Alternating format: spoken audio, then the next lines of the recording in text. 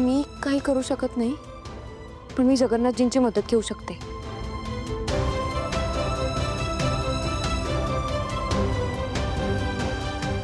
Hello Jagannathji, एक problem झालाय. बोलत राहा. कंपनीचं जे नवीन सनस्क्रीन आलंय ना माझ्या नावाने, त्यात काहीतरी घोळ झालाय. त्यामुळे मार्केटमधला पूर्ण माल मागे घ्यावा लागतोय. सारंग सर आणि नील भाऊजी सगळे प्रयत्न करतात, पण त्यांना मदत लागणार आहे. ठीक आहे, मी बोलतो त्यांच्याशी. बघू काही करता येते का, पण तू या सगळ्यात पडू नको. हो.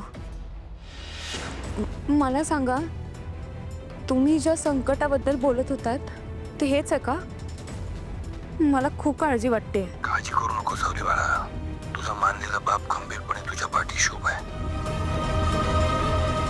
नको काळजी करूस, होईल सगळं व्यवस्थित.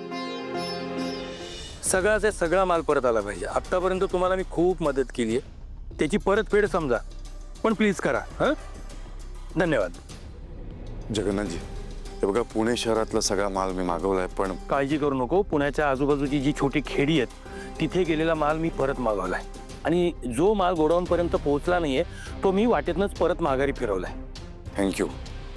ट्रान्सपोर्ट असोसिएशनला फोन केलाय मी, सगळे कॉन्ट्रॅक्ट कॅन्सल केले आहेत. अच्छा, आणि अजून एक, ज्या गाड्या गोडाऊनपर्यंत पोहोचल्यात तो माल गोडाऊनमधनं बाहेर येणार नाही याची सोय लावली आहे.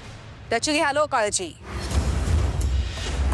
बदनामी होते आमची, त्याचं काय कराल?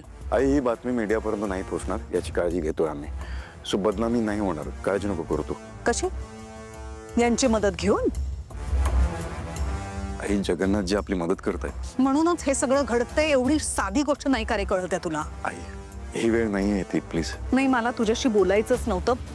मी बोलायला नव्हते आले, तुला काहीतरी दाखवायला आले होते. या बघा. कॉस्मेटिक इंडस्ट्रीमधली नावाजलेली कंपनी रूपम कॉस्मेटिक यांचा नवीन ब्रँड सावली सनस्क्रीन अडकलाय वादाच्या भोवऱ्यात.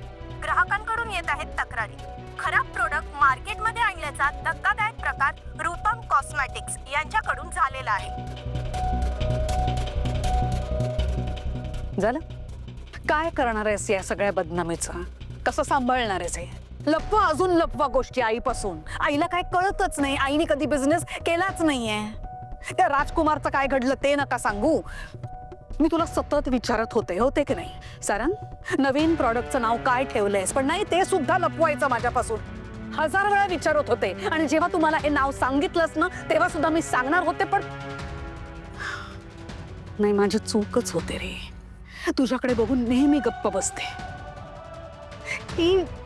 ही मुलगी आपल्या घरासाठी अजिबात चांगली नाहीये. मला ती सुद्धा आवडत नाही, आणि तिचं नाव तर त्याहून आवडत नाही. अपशकुनी येते.